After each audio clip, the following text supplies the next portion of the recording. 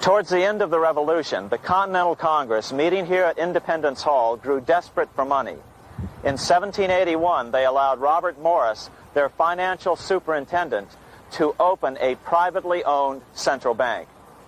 Incidentally, Morris was a wealthy man who had grown wealthier during the Revolution by trading in war materials. Called the Bank of North America, the new bank was closely modeled after the Bank of England. It was allowed to practice fractional reserve banking. That is, it could lend out money it didn't have, then charge interest on it. If you or I were to do that, we would be charged with fraud, a felony. The bank's charter called for private investors to put up $400,000 worth of initial capital. But when Morris was unable to raise the money, he brazenly used his political influence to have gold deposited in the bank, which had been loaned to America by France. He then loaned this money to himself and his friends to reinvest in shares of the bank. And, like the Bank of England, the bank was given a monopoly over the national currency. Soon the dangers became clear. The value of American currency continued to plummet. So, 4 years later, in 1785, the bank's charter was not renewed. The leader of the effort to kill the bank, William Findley of Pennsylvania, explained the problem this way, quote, "This institution, having no principle but that of avarice, will never be varied in its object, to engross all the wealth, power, and influence of the state." The men behind the Bank of North America, Alexander Hamilton, Robert Morris, and the bank's president, Thomas Whiling, did not give up. Only 6 years later, Hamilton, then Secretary of the Treasury, and his mentor, Morris, rammed a new privately owned central bank through the new Congress. Called the first bank of the United States, Thomas Whiling again served as the bank's president. The players were the same, only the name of the bank was changed.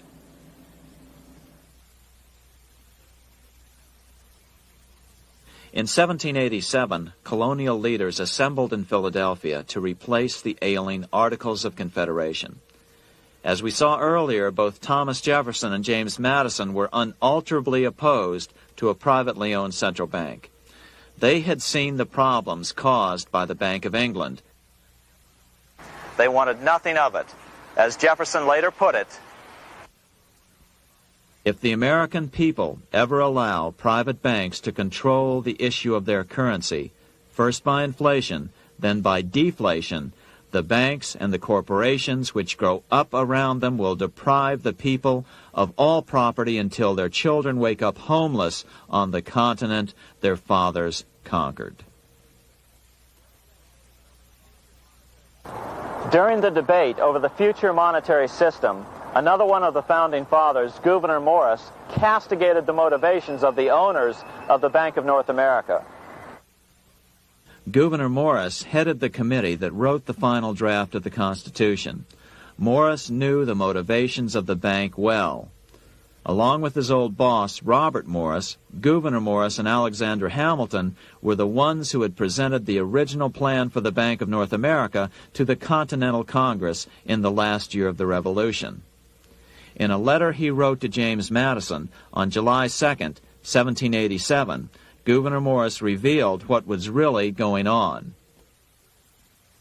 "The rich will strive to establish their dominion and enslave the rest. They always did. They always will. They will have the same effect here as elsewhere if we do not, by the power of government, keep them in their proper spheres." Despite the defection of Gouverneur Morris from the ranks of the bank, Hamilton, Robert Morris, Thomas Whiling, and their European backers were not about to give up. They convinced the bulk of the delegates to the Constitutional Convention to not give Congress the power to issue paper money. Most of the delegates were still reeling from the wild inflation of the paper currency during the Revolution. They had forgotten how well colonial scrip had worked before the war. But the Bank of England had not. the money changers could not stand to have America printing her own money again. So the Constitution is silent on the matter. This grievous defect left the door wide open for the money changers, just as they had planned.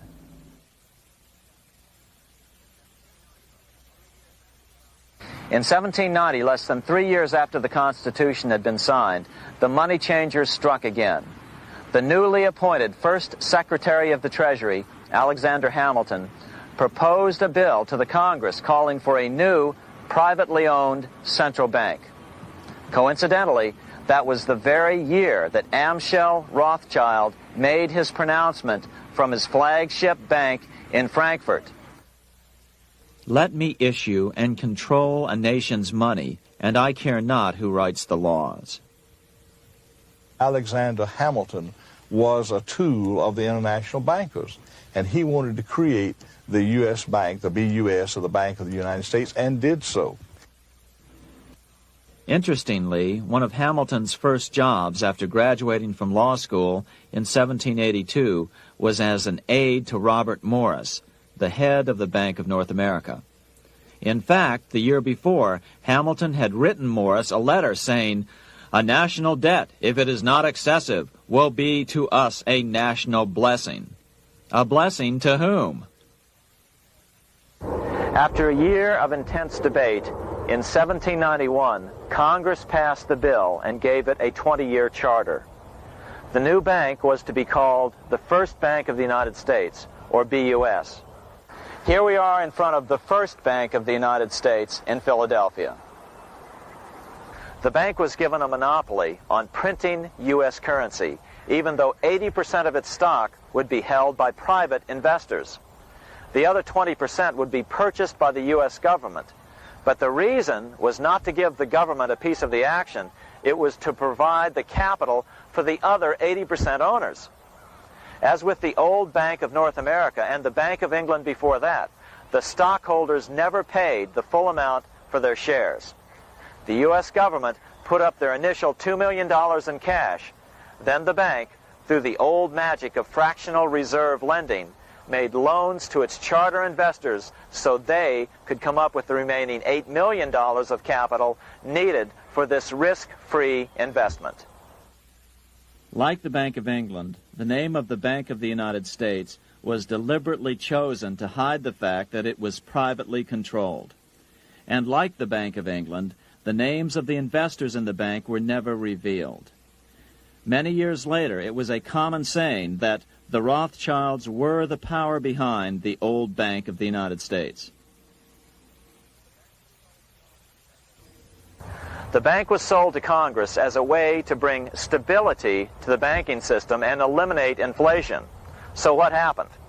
Over the first 5 years, the U.S. government borrowed $8.2 million from the Bank of the United States. In the same 5-year period, prices rose by 72%.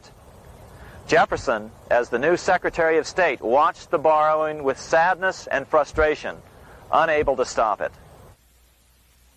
I wish it were possible to obtain a single amendment to our Constitution, taking from the federal government the power of borrowing. Millions of Americans feel the same way today. They watch in helpless frustration as the federal government borrows the American economy into oblivion. So, although it was called the First Bank of the United States, it was not the first attempt at a privately owned central bank in this country. As with the Bank of North America, the government put up most of the cash to get this private bank going, then the bankers loaned the money to each other to buy the remaining stock in the bank. It was a scam, plain and simple, and they wouldn't be able to get away with it for long. But first, we have to travel back to Europe to see how a single man was able to manipulate the entire British economy by obtaining the first news of Napoleon's final defeat.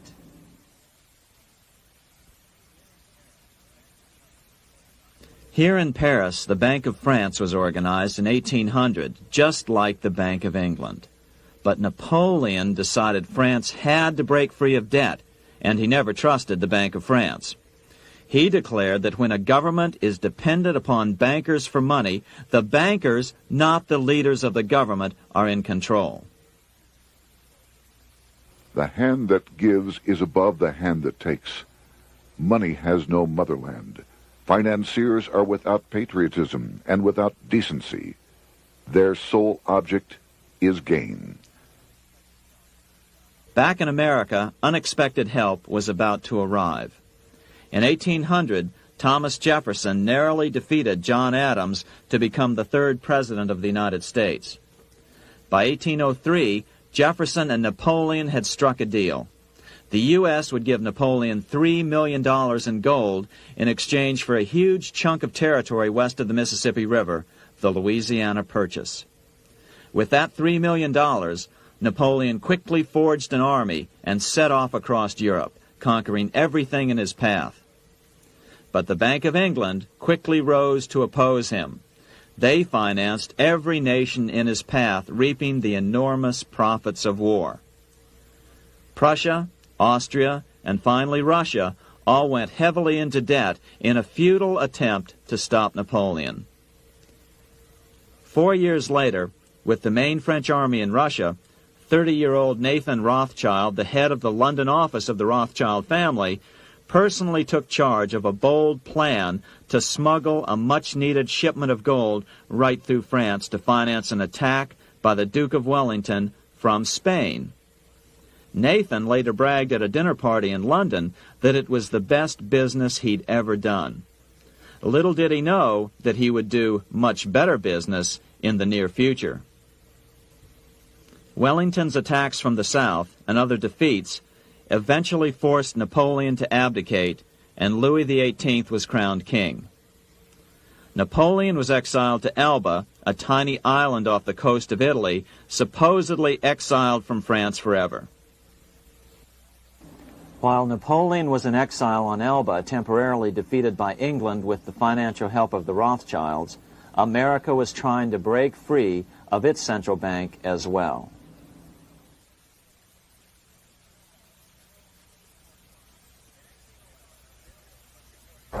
In 1811, a bill was put before Congress to renew the charter of the Bank of the United States.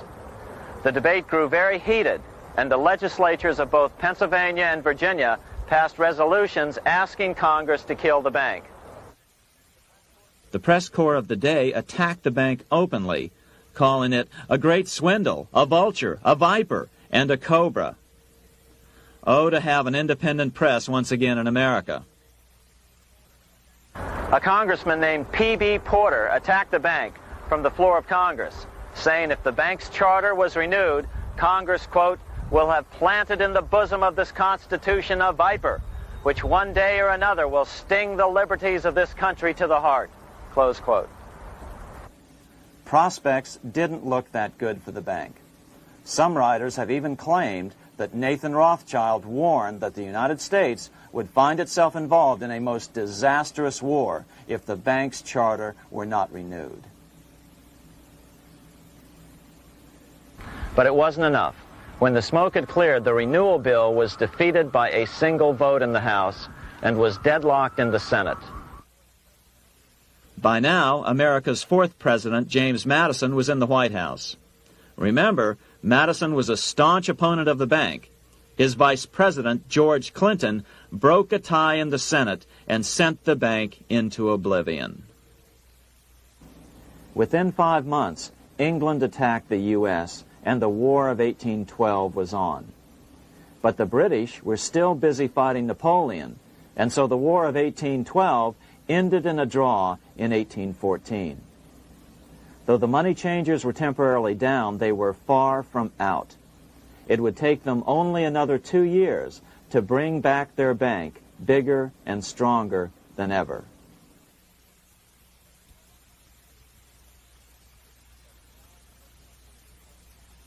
But now let's return to Napoleon, because nothing else in history more aptly demonstrates the ingenuity of the Rothschild family than their control of the British stock market after Waterloo.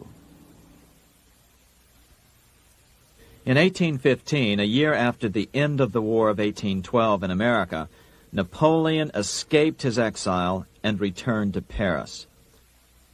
French troops were sent out to capture him, but such was his charisma that the soldiers rallied around their old leader and hailed him as their emperor once again. In March of 1815, Napoleon equipped an army which Britain's Duke of Wellington defeated less than 90 days later at Waterloo.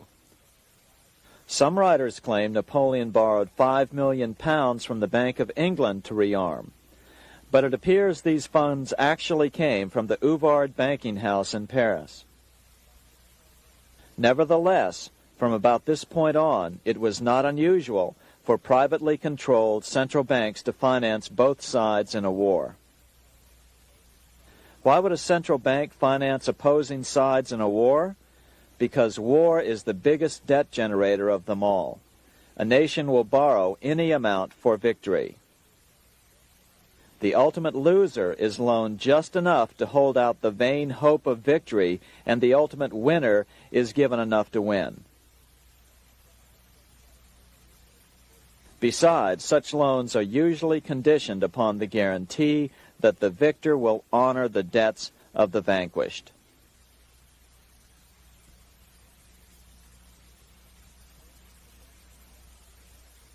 This is the Waterloo battlefield about 200 miles northeast of Paris in what today is Belgium. Here Napoleon suffered his final defeat, but not before thousands of French and Englishmen gave their lives on a steamy summer day in July of 1815. Right over there, on June 18, 1815, 74,000 French troops met 67,000 troops from Britain and other European nations. The outcome was certainly in doubt. In fact, had Napoleon attacked a few hours earlier, he would probably have won the battle. But no matter who won or lost, back in London, Nathan Rothschild planned to use the opportunity to try to seize control over the British stock and bond market and possibly even the Bank of England. Rothschild stationed a trusted agent, a man named Rothworth, on the north side of the battlefield, closer to the English Channel. Once the battle had been decided, Rothworth took off for the Channel. He delivered the news to Nathan Rothschild a full 24 hours before Wellington's own courier. Rothschild hurried to the stock market and took up his usual position in front of an ancient pillar. All eyes were on him. The Rothschilds had a legendary communications network. If Wellington had been defeated and Napoleon was loose on the continent again, Britain's financial situation would become grave indeed. Rothschild looked saddened. He stood there motionless, eyes downcast. Then suddenly he began selling. Other nervous investors saw that Rothschild was selling. It could only mean one thing. Napoleon must have won, Wellington must have lost. The market plummeted. Soon everyone was selling their consols, their British government bonds, and prices dropped sharply. But then Rothschild started secretly buying up the consols through his agents for only a fraction of their worth hours before. Myths, legends, you say? 100 years later, the New York Times ran a story which said that Nathan's grandson had attempted to secure a court order to suppress a book with this stock market story in it. The Rothschild family claimed the story was untrue and libelous, but the court denied the Rothschilds' request and ordered the family to pay all court costs. What's even more interesting about this story is that some authors claim that the day after the Battle of Waterloo, in a matter of hours, Nathan Rothschild came to dominate not only the bond market, but the Bank of England as well. Whether or not the Rothschild family seized control of the Bank of England, the first privately owned central bank in a major European nation and the wealthiest, one thing is certain. By the mid-1800s, the Rothschilds were the richest family in the world, bar none. They dominated the new government bond markets and branched into other banks and industrial concerns. In fact, the rest of the 19th century was known as the Age of the Rothschilds. Despite this overwhelming wealth, the family has generally cultivated an aura of invisibility. Although the family controls scores of industrial, commercial, mining, and tourist corporations, only a handful bear the Rothschild name. By the end of the 19th century, one expert estimated that the Rothschild family controlled half the wealth of the world. Whatever the extent of their vast wealth, it is reasonable to assume that their percentage of the world's wealth has increased since then. But since the turn of the century, the Rothschilds have cultivated the notion that their power has somehow waned even as their wealth increases.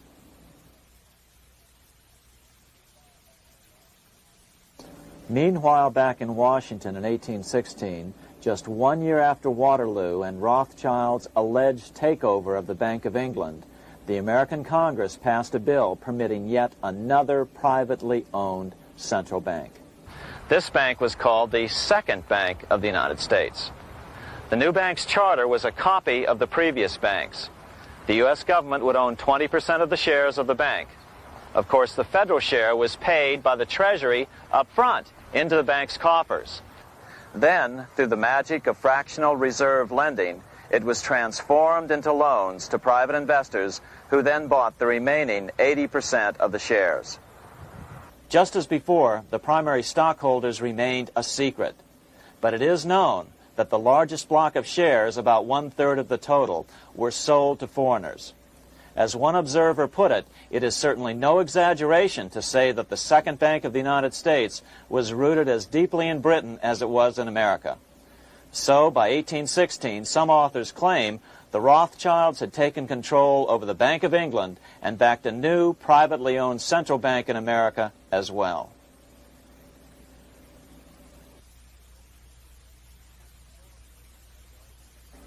After 12 years of manipulations of the U.S. economy on the part of the Second Bank of the U.S., the American people had had just about enough.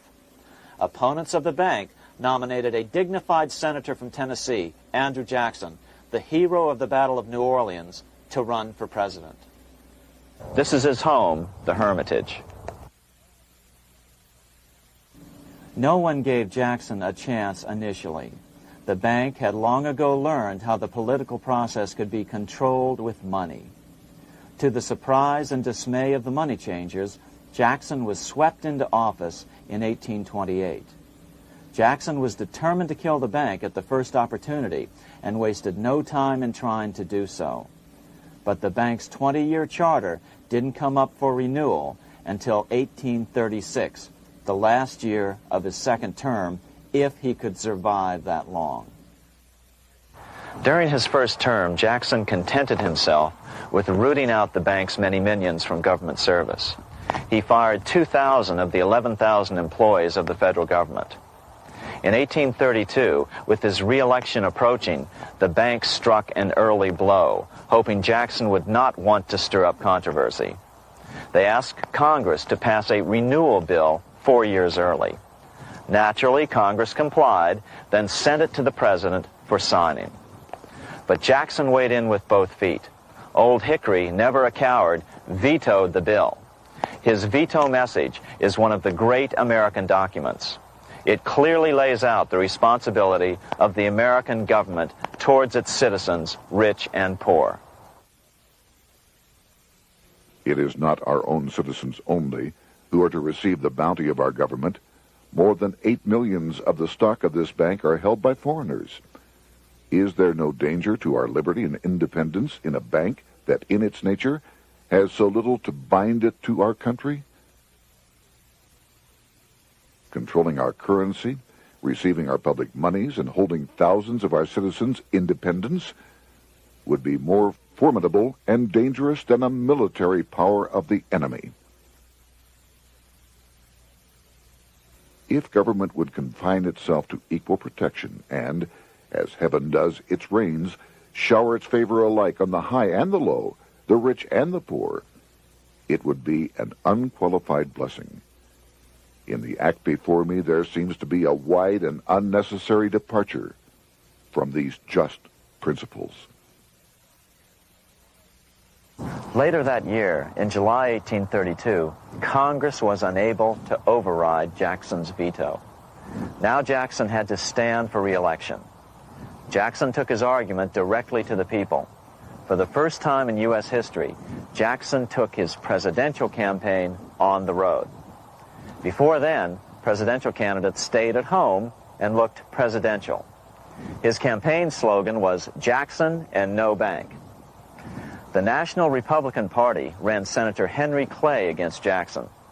Despite the fact that the bankers poured over $3 million into Clay's campaign, Jackson was reelected by a landslide in November of 1832. Despite his presidential victory, Jackson knew the battle was only beginning. "The hydra of corruption is only scotched, not dead," said the newly elected president. Jackson ordered his new Secretary of Treasury, Louis McLean, to start removing the government's deposits from the second bank and start placing them in state banks. But McLean refused to do so. Jackson fired him and appointed William J. Duane as the new Secretary of the Treasury. Duane also refused to comply with the president's requests, and so Jackson fired him as well and then appointed Roger B. Taney to the office. Taney did withdraw government funds from the bank starting on October 1st, 1833. Jackson was jubilant. "I have it chained. I'm ready with screws to draw every tooth and then the stumps." But the bank was not yet done fighting. Its head, Nicholas Biddle, used his influence to get the Senate to reject Taney's nomination. Then, in a rare show of arrogance, Biddle threatened to cause a depression if the bank was not rechartered. This worthy president thinks that because he has scalped Indians and imprisoned judges, he is to have his way with the bank. He is mistaken. Next, in an unbelievable fit of honesty for a central banker, Biddle admitted that the bank was going to make money scarce to force Congress to restore the bank. Nothing but widespread suffering will produce any effect on Congress. Our only safety is in pursuing a steady course of firm restriction, and I have no doubt that such a course will ultimately lead to restoration of the currency and the recharter of the bank. What a stunning revelation. Here was the pure truth, revealed with shocking clarity. Biddle intended to use the money contraction power of the bank to cause a massive depression until America gave in. Unfortunately, this has happened time and time again throughout U.S. history and is about to happen again in today's world. Nicholas Biddle made good on his threat. The bank sharply contracted the money supply by calling in old loans and refusing to extend new ones. A financial panic ensued, followed by a deep depression. Naturally, Biddle blamed Jackson for the crash, saying that it was caused by the withdrawal of federal funds from the bank. Unfortunately, his plan worked well. Wages and prices sagged. Unemployment soared along with business bankruptcies. The nation quickly went into an uproar. Newspaper editors blasted Jackson in editorials. The bank threatened to withhold payments, which then could be made directly to key politicians for their support. Within only months, Congress assembled in what was called the panic session. 6 months after he had withdrawn funds from the bank, Jackson was officially censured by a resolution which passed the Senate by a vote of 26 to 20. It was the first time a president had ever been censured by Congress. Jackson lashed out at the bank. "You are a den of vipers. I intend to rout you out, and by eternal God, I will rout you out." America's fate teetered on a knife edge. If Congress could muster enough votes to override Jackson's veto, the bank would be granted another 20-year monopoly or more over America's money, time enough to consolidate its already great power. Then a miracle occurred. The governor of Pennsylvania came out supporting President Jackson and strongly criticized the bank. On top of that, Biddle had been caught boasting in public about the bank's plan to crash the economy. Suddenly, the tide shifted. In April of 1834, the House of Representatives voted 134 to 82 against rechartering the bank.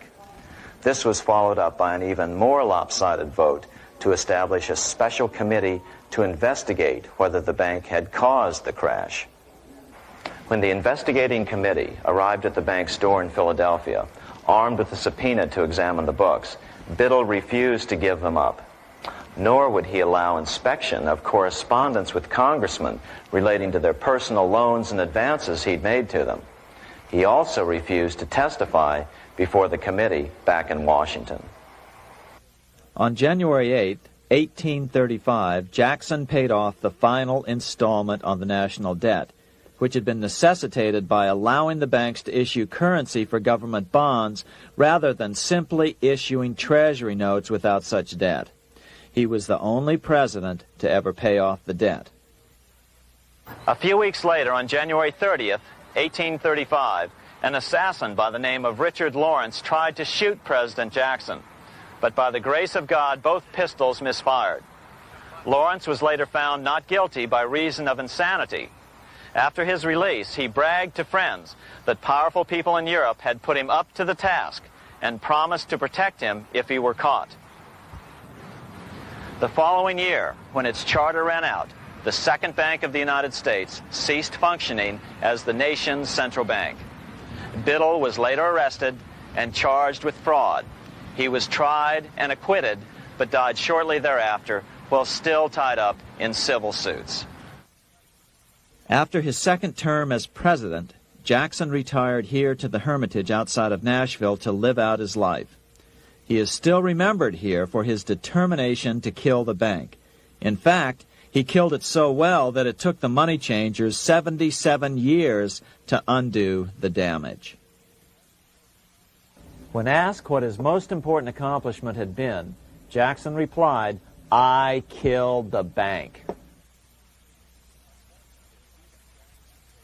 Unfortunately, even Jackson failed to grasp the entire picture and its root cause. Although Jackson had killed the central bank, the most insidious weapon of the money changers, fractional reserve banking, remained in use by the numerous state-chartered banks.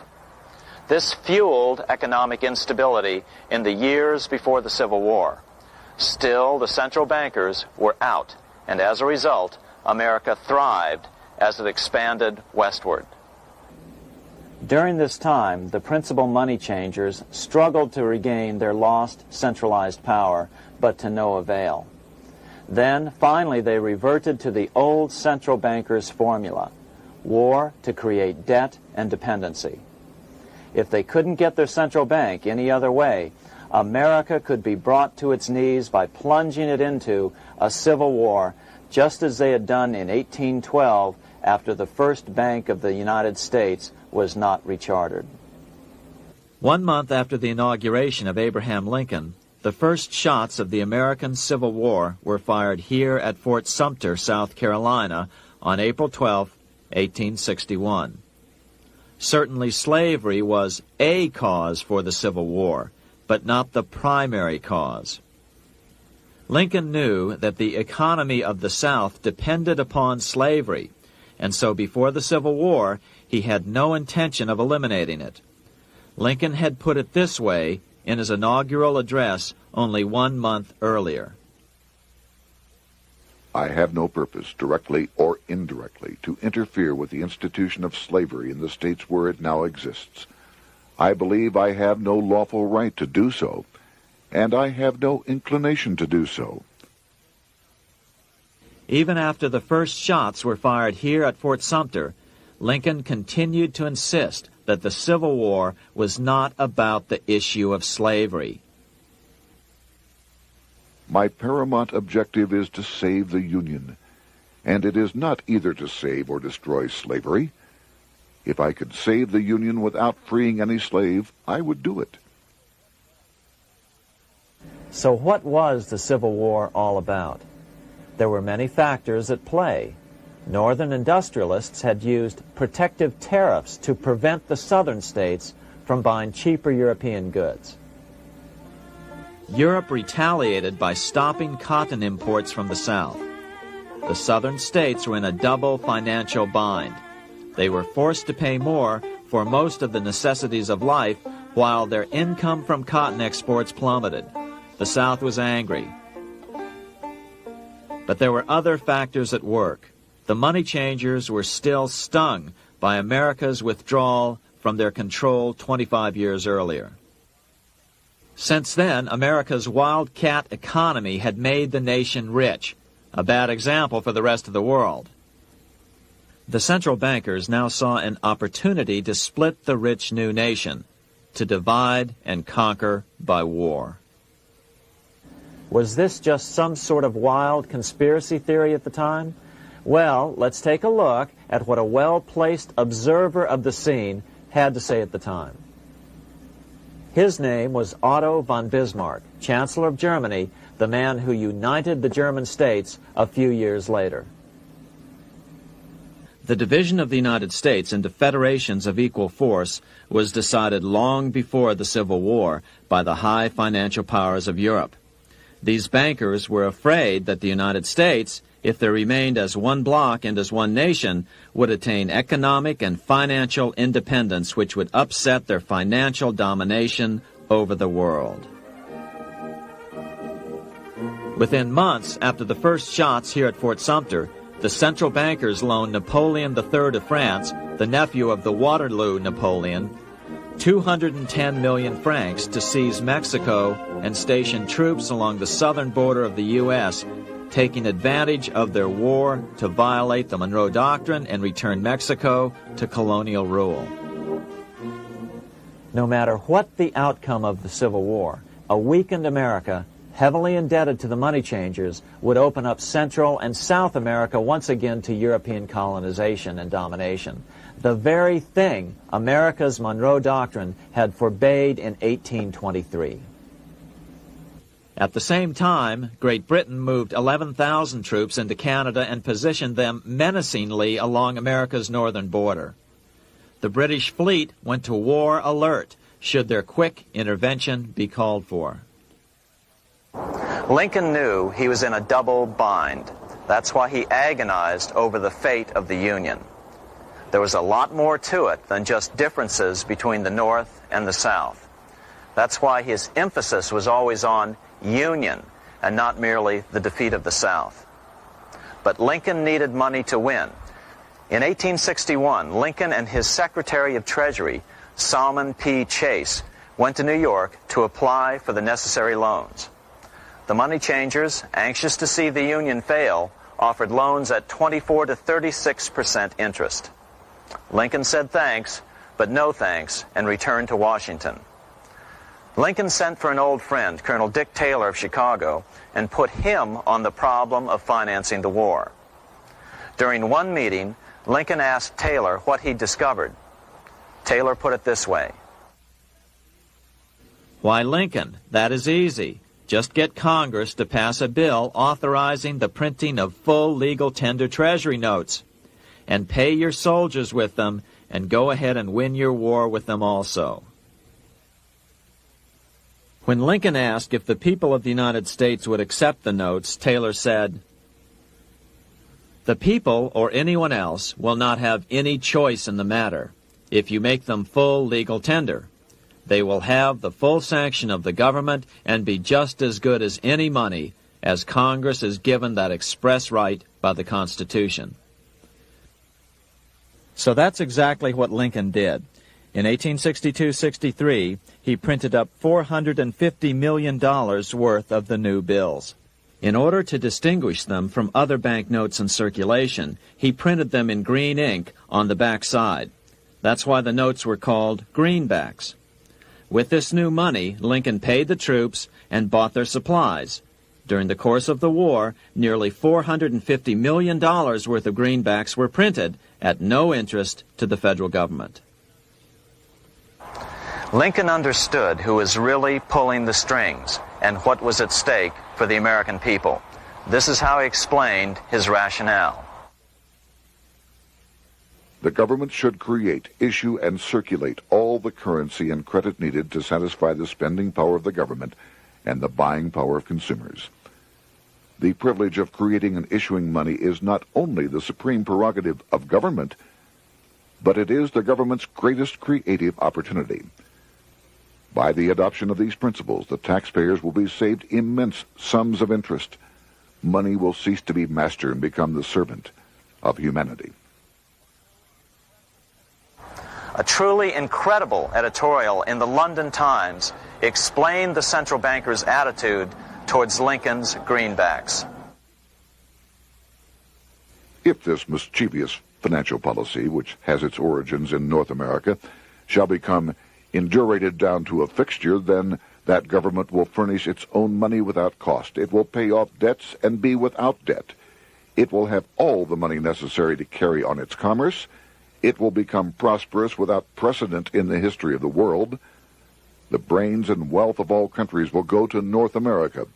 That country must be destroyed, or it will destroy every monarchy on the globe. The scheme was effective, so effective that the next year, 1863, with Federal and Confederate troops beginning to mass for the decisive battle of the Civil War, and the Treasury in need of further congressional authority to issue more greenbacks, Lincoln allowed the bankers to push through the National Bank Act. These new national banks would operate under a virtual tax-free status and collectively had the exclusive monopoly power to create the new form of money, banknotes. Though greenbacks continued to circulate, their numbers were not increased. But most importantly, from this point on, the entire U.S. money supply would be created out of debt by bankers buying U.S. government bonds and issuing them for reserves for banknotes. As historian John Kenneth Galbraith explained it, in numerous years following the war, the federal government ran a heavy surplus. It could not, however, pay off its debt, retire its securities, because to do so meant there would be no bonds to back the national banknotes. To pay off the debt was to destroy the money supply. Later in 1863, Lincoln got some unexpected help from Tsar Alexander II of Russia. The Tsar, like Bismarck in Germany, knew what the international money changers were up to and had steadfastly refused to let them set up a central bank in Russia. If America survived and was able to remain out of their clutches, the Tsar's position would remain secure. If the bankers were successful at dividing America and giving the pieces back to Great Britain and France, both nations under control of their central banks, eventually they would threaten Russia again. So the Tsar gave orders that if either England or France actively intervened and gave aid to the South, Russia would consider such action as a declaration of war. He did the same with part of his Pacific Fleet and sent them to port in San Francisco. Lincoln was reelected the next year, 1864. Had he lived, he would surely have killed the national bank's money monopoly extracted from him during the war. On November 21, 1864, he wrote a friend the following: The money power preys upon the nation in times of peace and conspires against it in times of adversity. It is more despotic than monarchy, more insolent than autocracy, more selfish than bureaucracy. Shortly before Lincoln was murdered, his former Secretary of Treasury, Salmon P. Chase, bemoaned his role in helping secure the passage of the National Banking Act only 1 year earlier. My agency in promoting the passage of the National Banking Act was the greatest financial mistake in my life.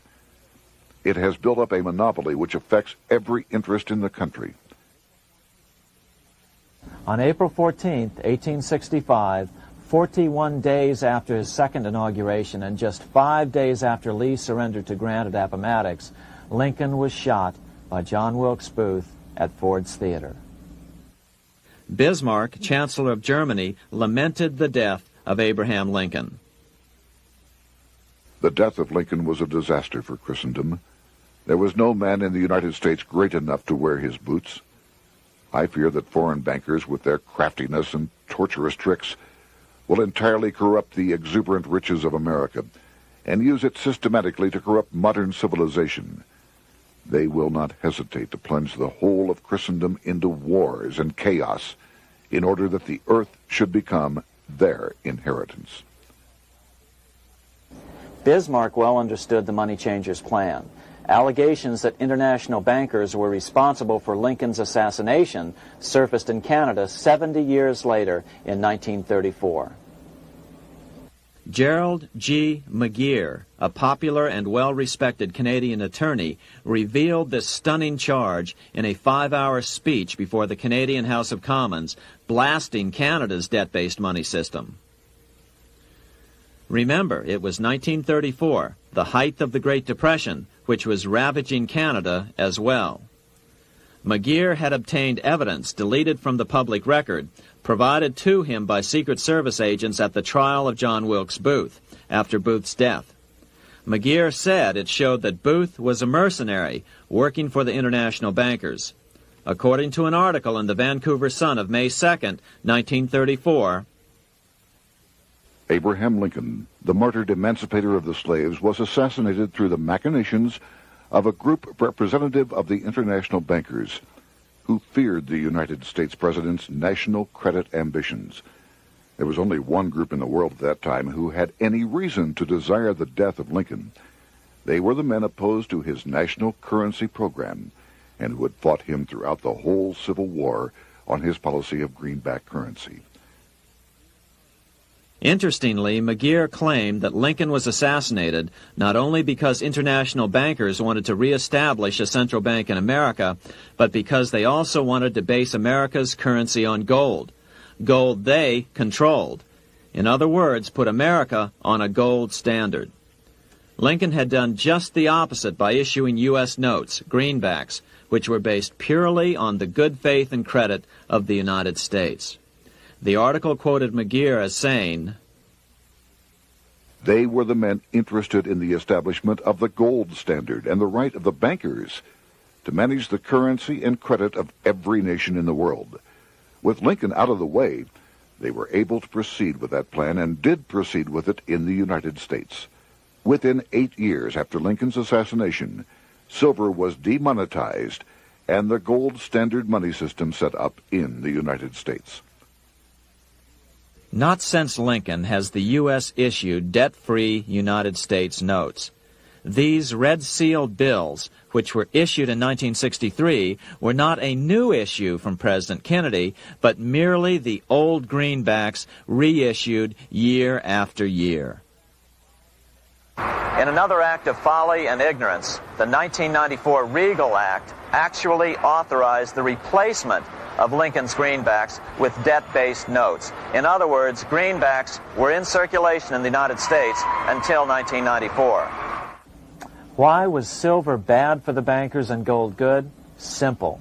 Because silver was plentiful in the United States. It was very hard to control. Gold was, and always has been, scarce. Throughout history, it has been relatively easy to monopolize gold, but silver has historically been 15 times more plentiful. With Lincoln out of the way, the money changers' next objective was to gain complete control over America's money. This was no easy task. With the opening of the American West, silver had been discovered in huge quantities. On top of that, Lincoln's greenbacks were generally popular. Despite the European central bankers' deliberate attacks on greenbacks, they continued to circulate in the United States, in fact, until a few years ago. According to historian W. Cleon Skousen, right after the Civil War, there was considerable talk about reviving Lincoln's brief experiment with the constitutional monetary system. Had not the European Money Trust intervened, it would have no doubt become an established institution. It is clear that the concept of America printing her own debt-free money sent shockwaves throughout the European central banking elite. They watched with horror as Americans clamored for more greenbacks. They may have killed Lincoln, but support for his monetary ideas grew. On April 12, 1866, nearly 1 year to the day of Lincoln's assassination, Congress went to work at the bidding of the European central banking interests. It passed the Contraction Act, authorizing the Secretary of the Treasury to begin to retire some of the greenbacks in circulation and thereby contract the money supply.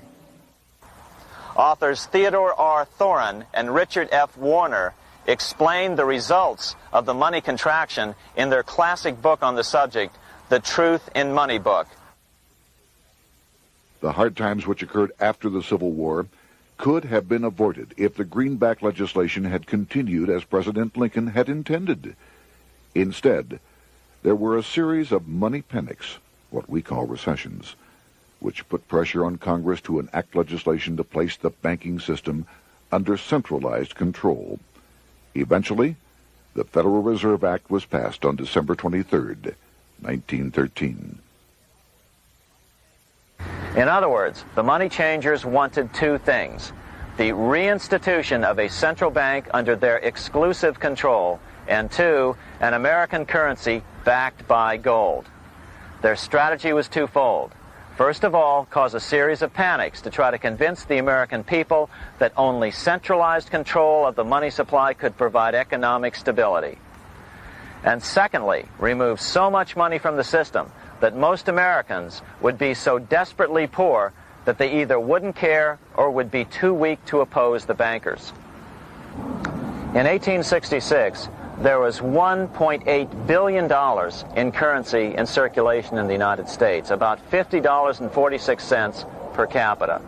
In 1867 alone, $500 million, $500 million, was removed from the U.S. money supply.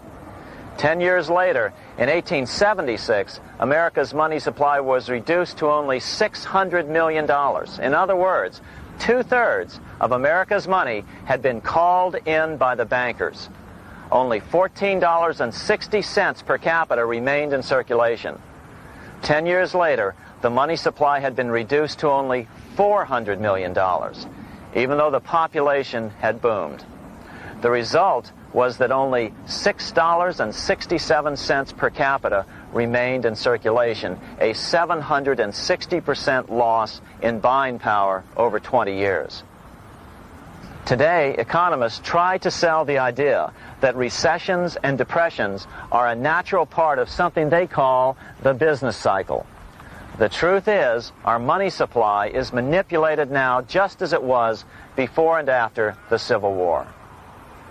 How did this happen? How did money become so scarce? Simple.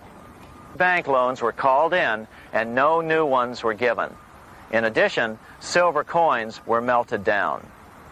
In 1872, a man named Ernest Sed was given 100,000 pounds, about $500,000, by the Bank of England and sent to America to bribe necessary congressmen to get silver demonetized. He was told that if that was not sufficient, to draw an additional 100,000 pounds or as much more as was necessary. The next year, Congress passed the Coinage Act of 1873, and the minting of silver dollars abruptly stopped. In fact, Representative Samuel Hooper, who introduced the bill in the House, acknowledged that Mr. Sed actually drafted the legislation. But it gets even worse than that. In 1874, Sed himself admitted who was behind the scheme. I went to America in the winter of 1872-73, authorized to secure, if I could, the passage of a bill demonetizing silver. It was in the interest of those I represented, the governors of the Bank of England, to have it done. By 1873, gold coins were the only form of coin money. But the contest over control of America's money was not yet over.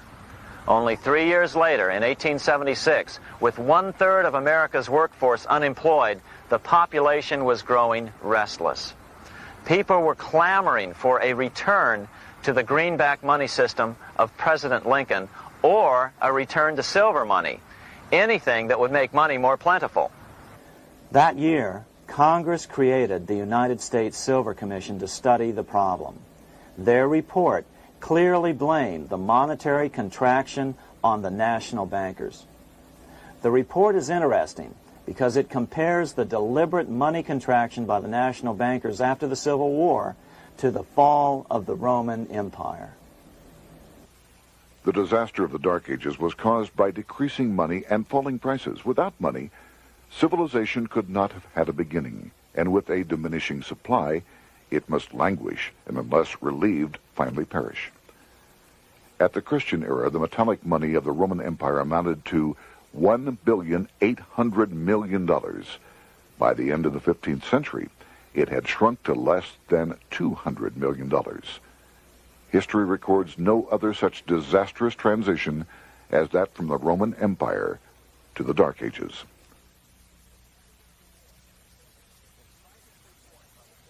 Despite this report by the Silver Commission, Congress took no action. The next year, 1877, riots broke out from Pittsburgh to Chicago. The torches of starving vandals lit up the sky. The bankers huddled to decide what to do. They decided to hang on. Now that they were back in control to a certain extent, they were not about to give it up. At the meeting of the American Bankers Association that year, they urged their membership to do everything in their power to put down the notion of a return to greenbacks. The ABA Secretary, James Buell, authored a letter to the members which blatantly called on the banks to subvert not only Congress, but the press. It is advisable to do all in your power to sustain such prominent daily and weekly newspapers, especially the agricultural and religious press, as will oppose the greenback issue of paper money, and that you will also withhold patronage from all applicants who are not willing to oppose the government issue of money. To repeal the act creating banknotes or to restore to circulation the government issue of money will be to provide the people with money and will therefore seriously affect our individual profits as bankers and lenders. See your congressman at once and engage him to support our interest that we may control legislation. As political pressure mounted in Congress for change, the press tried to turn the American people away from the truth. The New York Tribune put it this way on January 10th, 1878. "The capital of the country is organized at last, and we will see whether Congress will dare to fly in its face." But it didn't work entirely. On February 28, 1878, Congress passed the Sherman Law, allowing the minting of a limited number of silver dollars, ending the 5-year hiatus. This did not end gold backing of the currency, however, nor did it completely free silver. Previous to 1873, anyone who brought silver to the U.S. Mint could have it struck into silver dollars free of charge. No longer. But at least some money began to flow back into the economy again. With no further threat to their control, the bankers loosened up on loans, and the post-Civil War depression was finally ended. 3 years later, the American people elected Republican James Garfield president.